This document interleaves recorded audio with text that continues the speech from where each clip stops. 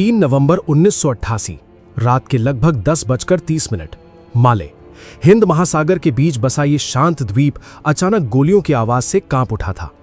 हवा में बारूद की गंध घुल चुकी थी और सड़कों पर अफरा तफरी का सन्नाटा पसरा हुआ था। यह कोई साधारण हमला नहीं था, बल्कि एक सुनियोजित तख्ता पलट की शुरुआत थी, जिसे अंजाम दे रहे थे हथियारों से लैस भाड़े के सैनिक। उनका लक्ष्य साफ था, सत्ता पर कब्जा। और उस रात मालदीव के राष्ट्रपति मौमून अब्दुल गयूम एक ऐसे शिकंजे में फंस चुके थे जहां हर गुजरता सेकंड उनकी सत्ता ही नहीं, उनकी जान के लिए भी खतरा बन चुका था। राष्ट्रपति भवन के अंदर छिपे हुए गयूम के चेहरे पर घबराहट साफ झलक रही थी। बाहर गोलियों की आवाज लगातार तेज होती जा रही थी और अंदर हर एक कदम बेहद सोच समझकर उठाया जा रहा था। इस हमले के पीछे थे विदेशी भाड़े के सैनिक, जिनका नेतृत्व कर रहा था एक क्रूर और चालाक कमांडर। उसने माले की सड़कों पर ऐसा जाल बिछा दिया था कि कोई भी रास्ता सुरक्षित नहीं बचा था। पुलिस और स्थानीय सुरक्षा बल इस अचानक हुए हमले के सामने लगभग बेबस नजर आ रहे थे। मालदीव की सरकार कुछ ही घंटों में गिर सकती थी, लेकिन इसी अंधेरे के बीच एक उम्मीद की किरण हिंदुस्तान से उठ रही थी। हजारों किलोमीटर दूर नई दिल्ली में बैठा भारत का नेतृत्व इस संकट को सिर्फ एक छोटे देश की समस्या नहीं, बल्कि पूरे क्षेत्र की सुरक्षा के लिए खतरा मान रहा था। उस समय भारत के प्रधानमंत्री राजीव गांधी के सामने एक बहुत बड़ा फैसला था।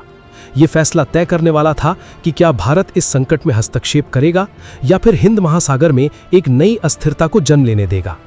रात गहराती जा रही थी और हर बीतता मिनट माले में हालात को और बदतर बना रहा था। इसी बीच गयूम ने किसी तरह छिपते छिपाते भारत को मदद के लिए संदेश भेजा।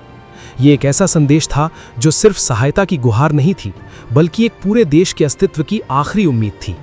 जैसे ही ये संदेश नई दिल्ली पहुंचा, भारतीय सुरक्षा एजेंसियां तुरंत सक्रिय हो गईं। फैसले लेने में देरी का मतलब था एक देश का पतन। कुछ ही घंटों के भीतर भारत ने एक ऐसा ऑपरेशन शुरू किया जो इतिहास में एक मिसाल बनने वाला था, ऑपरेशन कैक्टस। ये सिर्फ एक सैन्य अभियान नहीं था, बल्कि समय के खिलाफ दौड़ थी। भारतीय वायुसेना के विमान अंधेरी रात में बिना किसी शोर के उड़ान भर रहे थे। उनके अंदर बैठे थे प्रशिक्षित पैराट्रूपर्स, जिनकी आंखों में सिर्फ एक मिशन था, माले को हर हाल में सुरक्षित करना। जैसे ही विमान मालदीव के आसमान में पहुंचे, नीचे का नजारा किसी युद्ध क्षेत्र से कम नहीं था। अंधेरे में डूबी सड़कों पर हथियारबंद लोग घूम रहे थे और हर कोना खतरे से भरा हुआ था। बिना समय गवाए भारतीय सैनिकों ने उतरते ही कार्रवाई शुरू कर दी। हर कदम बेहद सटीक और तेज था, क्योंकि जरा सी गलती पूरे मिशन को खतरे में डाल सकती थी। माले की तंग गलियों में अब एक अलग तरह की हलचल शुरू हो चुकी थी। भारतीय सैनिक छाया की तरह आगे बढ़ रहे थे और एक एक करके हमलावरों को काबू में कर रहे थे।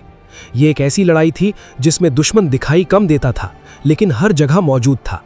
कुछ ही घंटों में हालात बदलने लगे। जहां पहले आतंक और अराजकता थी, वहां अब नियंत्रण वापस आने लगा था। दूसरी तरफ भाड़े के सैनिकों का कमांडर अब अपनी हार को महसूस करने लगा था। उसने भागने की कोशिश की, लेकिन भारतीय सेना ने उसके हर रास्ते को बंद कर दिया था। आखिरकार ये तख्ता पलट नाकाम हो चुका था। राष्ट्रपति गयूम को सुरक्षित बाहर निकाला गया और मालदीव की सरकार को फिर से स्थिर किया गया। सुबह की पहली किरण के साथ माले एक बार फिर शांत नजर आ रहा था, लेकिन ये शांति अब पहले जैसी नहीं थी।